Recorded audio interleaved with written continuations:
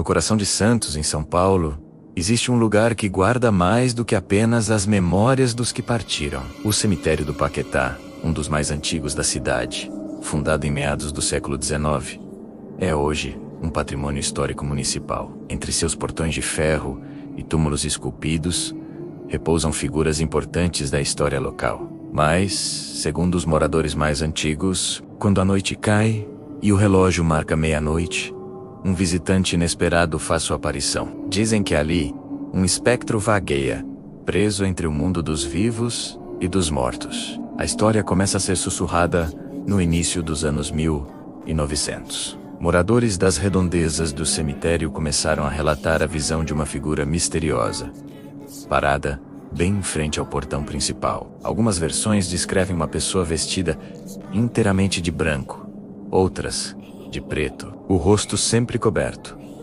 A figura parecia chorar copiosamente enquanto acenava com um lenço para o interior do cemitério. Essa aparição ficou conhecida como o fantasma do Paquetá. A tradição oral, passada de geração em geração, associa esse espírito a uma jovem chamada Maria, cujo destino trágico no final do século XIX a teria ligado para sempre àquele lugar. A história, embora fragmentada, fala de um bebê e de um evento dramático envolvendo a antiga igreja matriz da cidade. Com o tempo, essa narrativa foi registrada por historiadores e pesquisadores locais, tornando-se parte do folclore santista.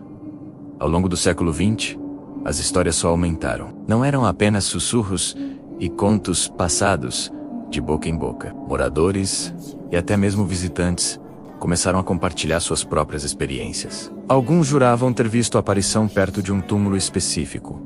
Outros diziam ouvir choros e lamentos inexplicáveis ecoando entre as lápides durante a noite. Há também os relatos fotográficos. Muitas pessoas que tiraram fotos no cemitério, principalmente perto do portão, se assustaram ao revelar as imagens e encontrar manchas escuras, vultos ou orbes luminosos que não estavam lá no momento do clique. Uma senhora, em uma entrevista antiga, contou que, ao fotografar o mausoléu de sua família, uma mancha escura e disforme apareceu sobre a imagem, exatamente onde não havia nada. Esses relatos foram cuidadosamente coletados por pesquisadores da memória santista, que viram neles não apenas uma lenda urbana, mas um fenômeno cultural que reflete os medos e as crenças da cidade. Hoje, o cemitério do Paquetá deixou de ser apenas um campo santo, para se transformar também em um ponto turístico. Ele faz parte de roteiros de turismo histórico e cultural, atraindo curiosos interessados em sua arquitetura,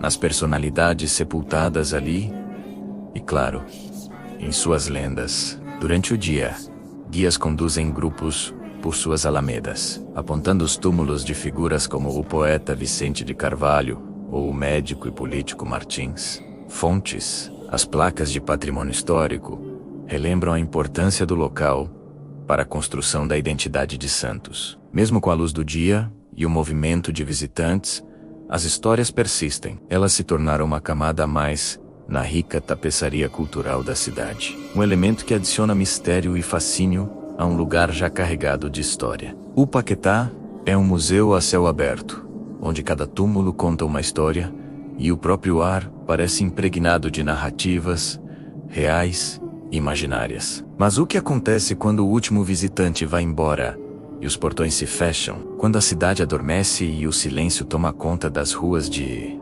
paralelepípedos ao redor? É nesse momento que a lenda ressurge. Imagine a cena.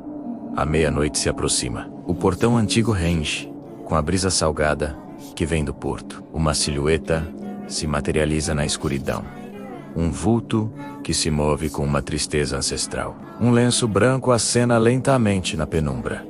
Uma despedida que nunca termina. A cidade inteira parece prender a respiração, compartilhando um segredo secular. E a dúvida paira no ar, tão densa quanto a névoa que às vezes cobre o cemitério.